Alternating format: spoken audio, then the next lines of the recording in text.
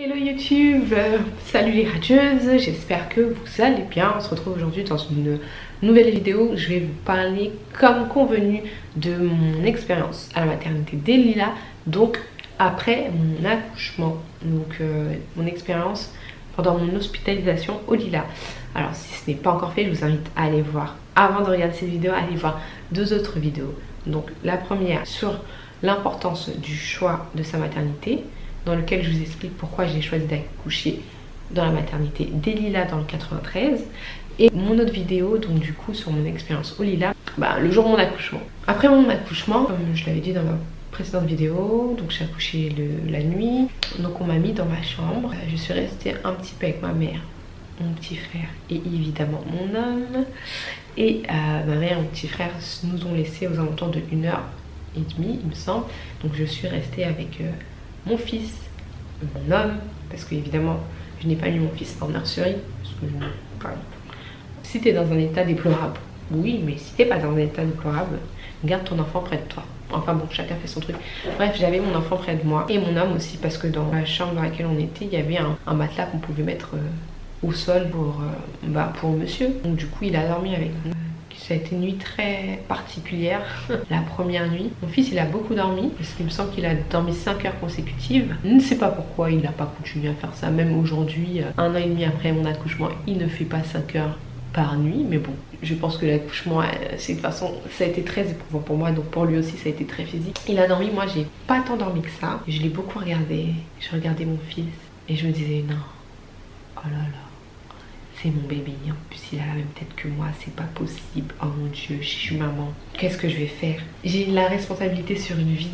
Oh mon Dieu, est-ce que je vais être une bonne mère? Est-ce que je vais pouvoir lui donner tout ce qu'il a besoin? Oh là là, enfin bref, je me suis posé tout ça, 1001 questions toute la nuit. Je pense avoir dormi un petit peu aussi, mais pas autant que mon homme qui lui, il a beaucoup dormi. D'ailleurs pendant mon hospitalisation, c'est très drôle parce qu'il dormait beaucoup. Et moi... finalement, après mon accouchement, j'avais quand même la pêche. Toutes les personnes qui sont venues me voir étaient très étonnées de me voir quand même assez en forme. Contrairement à mon homme qui était KO, qui faisait que de dormir. C'était très drôle. Donc voilà, le lendemain, il s'est levé. Je parle de mon bébé, hein. Quand il s'est levé, voilà. On était là, on était parents, c'était génial. On est venu me voir. Bon, en fait, il y a plein de petits trucs que j'oublierais. Bon, c'est vrai que le pédiatre, il est venu... Je sais pas si c'est le lendemain pour regarder ses membres, tout ça, si ça va et tout. Au lieu, on m'a dit qu'il avait peut-être de la jaunisse. Et donc du coup, s'il avait de la jaunisse, qu'on me garderait un peu plus de 3 jours. Je vous avoue que dans cette vidéo, je vais pas forcément parler de tous les petits entretiens que j'ai eu comme ça, parce qu'il a dû en avoir 2 par jour et je me souviens plus trop ce qu'il venait faire. Je crois qu'on lui a fait une prise de sang aussi pour vérifier des maladies cheloues après mon dernier jour, je crois. Mais bon, en tout cas, ce qui m'a marqué, c'est qu'on est venu me chercher pour faire la toilette de mon fils. On m'a dit de tout préparer, de partir, donc du coup, aller lui donner son bain. Donc je suis partie donner le bain de mon fils, c'était trop mignon, dans un petit lavabo. C'est la première fois que je fais ça parce que j'ai jamais lavé un enfant aussi petit. Et voilà, j'ai apprécié comment la puéricultrice m'a montré comment s'occuper de lui, comment faire la toilette, le changer et tout. Donc du coup on est rentré dans la chambre et moi j'avais déjà décidé d'allaiter exclusivement. Voilà, je l'avais mis au sein la veille, je l'avais mis au sein au début de la matinée, mais je trouvais qu'il n'arrivait pas à prendre bien le sein. J'avais même mal quand il attrapait mon sein, donc c'est vrai que c'était un peu compliqué. Quand ma mère est arrivée, je lui ai dit, et ma mère m'a dit mais ils te t'ont pas donné de biberon? J'ai dit non, mais en fait déjà moi c'était même pas, moi je voulais pas de biberon dans tous les cas. Mais en fait quand elle m'a dit ça, je me suis dit que c'est vrai que j'ai accouché, ça fait 24 heures bientôt, et il n'y a personne qui est venu pour me demander comment j'allais alimenter mon fils et comment ça se passait pour le coup. Il n'y a personne qui est venu m'aider. C'est de ça que je vais parler dans cette vidéo, parce que c'est vrai que quand j'avais vu des témoignages sur internet, moi j'avais vu que les gens étaient très satisfaits du corps médical pendant l'accouchement, qui n'est pas le même post-accouchement. postpartum, donc voilà, qui est très satisfait de voilà de l'écoute du personnel et tout pendant l'accouchement et tout, et qui souvent les témoins pour l'après accouchement, donc du personnel qui est absent en fait. Et en fait c'est exactement ce que j'ai vécu. Il y a personne qui m'a aidé à mettre mon allaitement en place, à savoir comment ça allait se passer, et voilà, parce que c'est vrai que même si j'ai toujours voulu allaiter et que je savais que je voulais que allaiter, je savais pas trop comment ça allait se dérouler. On m'avait donné un carnet pour noter mes tétés et tout, mais est-ce que vous saviez si finalement mon fils il prenait bien le sein? Et en fait après un moment il y a la sage-femme qui était très désagréable. C'est le lendemain je crois que je l'ai vu et que je lui dis en fait j'ai du mal avec la mise au sein. Elle me dit c'est pas compliqué pourtant. Je sais pas en fait si c'est compliqué. Je sais pas, c'est mon premier enfant. Et voilà, c'est ce qui m'a beaucoup marqué. Parce que, bon voilà, elle a fait ce qu'elle devait faire. Là, je sais plus, je me rappelle plus ce qu'ils font au début. Pour regarder si l'enfant il va bien. Et en fait, voilà, elle m'a demandé de voir comment je mettais mon fils au sein.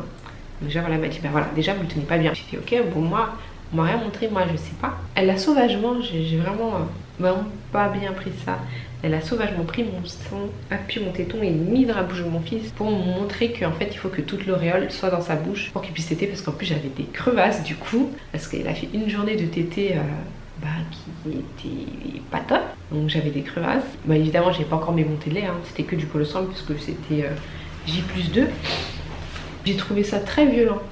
Très violent comme pratique. C'est ce que je dénonce parce que j'ai pas trop apprécié. Après c'est vrai en fait c'est avec beaucoup de recul que je me suis dit mais purée, parce que moi en fait je suis une fille, je suis assez perso, je suis très nature et je sais ce que je veux. J'estime que je suis une maman, évidemment on peut toujours et on doit toujours apprendre des autres, mais il y a un instinct naturel qui est l'instinct maternel qui fait que tu sais comment tu vas t'occuper de ton enfant.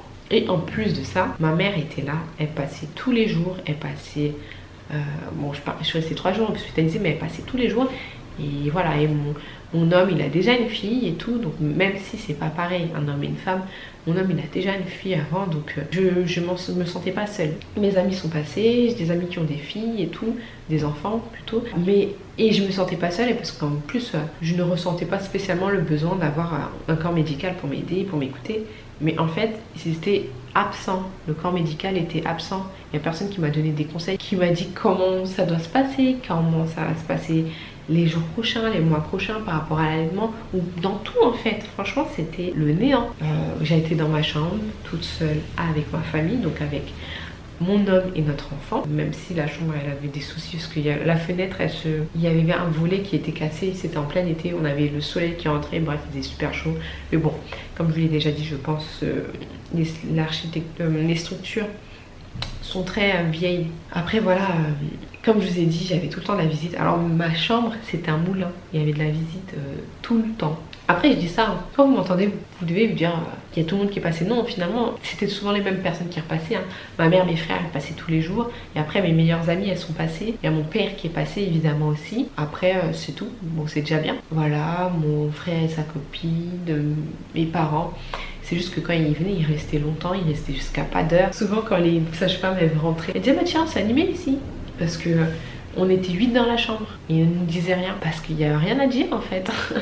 Non, je veux dire par là que c'est vrai que dans les hôpitaux et tout, ils aiment pas trop quand il y a du monde dans les chambres. Je sais pas, la jeune maman elle vient d'accoucher, elle a de la visite, ça lui fait du bien, ça lui fait plaisir. Si elle est fatiguée, ne vous inquiétez pas qu'elle va le faire comprendre et que les gens ils ont pas besoin d'être là. Voilà, si les gens ils sont là, c'est qu'on était bien ensemble et tout. Donc ça, par contre, j'ai apprécié. On nous laisse en famille, il n'y a pas d'heure, qu'on ne contrôlait pas nos visites, que justement les gens ils venaient, ils étaient contents parce que il y avait toujours du monde qui venait nous voir, etc. Mais ce que je déplore vraiment, c'est le silence du corps médical, parce que tout ce que j'ai appris ensuite, c'est via les réseaux sociaux, donc surtout WeMom. Je vous ai déjà parlé de WeMom dans une autre vidéo. Un réseau social qui m'a beaucoup aidé, de parler avec d'autres mamans, de parler avec ma maman, ma maman, elle m'a soutenue dans mon allaitement. Voilà, même si au début elle disait non mais oui j'ai compris que tu as allaité, mais tu lui donnes pas de biberon, enfin du biberon quoi, il est en poudre, je peux lui donner aussi. Non maman, je ne vais que allaiter. Donc c'est vrai qu'elle comprenait pas ça parce qu'elle ne l'a pas fait, elle a pas fait que de l'allaitement exclusif, elle a fait mix. Mais quand moi je lui ai fait comprendre que je te promets maman que je vais faire de l'exclusif et que ça va aller, que je mettrai jamais mon fils en danger, elle m'a soutenue. Je parle beaucoup de ma maman parce qu'en tant que femme, quand on est proche de notre maman, c'est notre maman. Notre maman, elle a bien fait les choses. On a envie de faire les choses comme elle. Donc c'est pour ça que je vais beaucoup parler de ma mère, parce que c'est un exemple pour moi. Et il n'y a personne d'autre qui peut comprendre ce que je vis. Ma maman, quoi. D'autres femmes, oui, bien sûr. Mais ma maman, je voulais continuer pour dire que oui, mon homme aussi m'a toujours soutenue dans mon allaitement jusqu'à aujourd'hui et que c'était super important. Et évidemment, et ça l'est encore, parce que ton homme, c'est le père de l'enfant, c'est l'homme avec qui tu vis, et c'est ton amoureux, c'est ton chéri, c'est super important. Mais comme je dis, ce n'est pas pareil quand c'est ta maman. Parce que ta maman, voilà, c'est mon modèle. Mon homme, c'est pas mon modèle. Mon homme, c'est mon soutien. C'est Ah, le Lego, là. Voilà, on s'emboîte. Voilà, c'est mon double. Mais c'est pas pareil. Donc, voilà, c'est pour ça que je tiens à préciser. Donc, tout ça, c'est pour dire que le corps médical était très absent, très silencieux. Je l'ai vu sur le coup, mais ça m'a pas forcément marqué parce que j'étais entourée. Mon homme, il était là. Ma famille était là. J'étais pas seule, je dormais pas seule la nuit. Voilà, parce que mon homme, il était là. Il était là tout le temps. Il était là. Quand je devais dormir, Kiki, il pleurait, il le prenait. Il était là. S'il devait changer la couche, ben il était là. Donc j'étais pas toute seule. Il y a personne qui est venu m'aider. Cette sage-femme qui a mis mon sein dans la bouche de mon fils, elle m'a conseillé d'acheter de la lanoline. C'est ça, lanoline, pour mes crevasses, parce que j'avais des crevasses. Et des bouts de sein. Et puis c'est tout. C'est tout. Après moi ça s'est mieux passé parce que à la sortie de la maternité, j'ai eu une superbe sage-femme que j'ai rencontrée dans le cadre du Prado. Donc le Prado, c'est un organisme là de la Sécu qui vous envoie une sage-femme à domicile après votre accouchement. Et c'était la sage-femme que j'avais choisie dans la liste qu'on m'avait donnée. C'était une sage-femme qui habitait pas très loin et qui était géniale. On était sur la même longueur d'onde. Déjà, elle a couché ses 3 enfants à domicile, donc déjà avec ça, on se comprenait. Et elle m'a beaucoup aidée. Et j'ai voilà, mes montées de lait et ça a été autre chose. Donc j'étais pas à la maternité. Mais voilà, moi j'estime qu'à la maternité, on aurait dû me parler de ça. On aurait dû m'expliquer, voilà, quand j'aurai mes montées de lait, comment ça va se passer, comment les soulager. Les crevasses, c'est quoi exactement, comment vraiment les guérir. Voilà, des petites choses comme ça. Comment, bon après, voilà, on le voit, mais comment reconnaître quand ton enfant il a faim, des petits trucs, comment bien tenir l'enfant. Quand je vous dis, on m'a rien dit, on m'a rien dit. J'ai accouché, on m'a mis dans une chambre, on m'a amené à manger. On est venu regarder si mon fils il va bien, c'est tout. Moi, on ne me regardait pas. On m'a rien dit. Ça va? Oui, ça va, fatiguée, j'ai un peu mal. Ouais, vous avez mal, mais c'est normal. Ok, d'accord. Voilà. Et j'ai oublié de dire dans la précédente vidéo que je n'avais pas eu de déchirure pendant mon accouchement. Mais ça me faisait quand même très mal quand j'allais uriner. Voilà, on m'a juste conseillé d'uriner sous la douche. C'était très désolant parce que c'était un grand contraste entre l'accouchement et le post-accouchement. Ça fait que, voilà, l'expérience, elle est... Voilà, ça fait ça. Je trouve pas le mot, mais peut-être que vous allez comprendre. C'est ce dont je me souviens. Je n'ai pas autre chose à rajouter. Donc voilà, c'est dommage. C'est vraiment dommage parce que c'est super important d'avoir du personnel médical à notre écoute. Et des fois, je me dis, quand j'entends les remarques ou les vieux conseils que certaines de mes amies ou des filles que je suis sur les réseaux ont eu, surtout concernant leur allaitement, je me dis que peut-être que si on m'avait donné des vieux conseils, ben, ces personnes-là auraient foiré mon allaitement. Et peut-être que c'est pas plus mal qu'elles m'aient laissé seule, qu'elles m'aient laissé apprendre de moi-même, qu'elles m'aient laissé apprendre par moi-même à être maman, à nourrir mon fils, à m'en occuper. Ouais, peut-être. La vidéo est terminée. On se retrouve très vite pour une prochaine vidéo. J'espère que ça vous a plu. Donc après ces 3 vidéos, si vous avez accouché au Lila, dites-moi comment ça s'est passé pour vous. Parce que je ne connais pas beaucoup de personnes qui ont accouché au Lila et j'aimerais bien savoir comment ça s'est passé pour vous. Et évidemment, si c'était pas au Lila, comment ça s'est passé pour vous et dans quelle maternité. C'est toujours super intéressant d'en discuter, de savoir tout ça. Comme je disais la dernière fois, c'est important, voilà, qu'on se le dise. Là-bas ça s'est bien passé, là-bas ça s'est mal passé, là-bas j'ai apprécié ci, là-bas j'ai apprécié ça.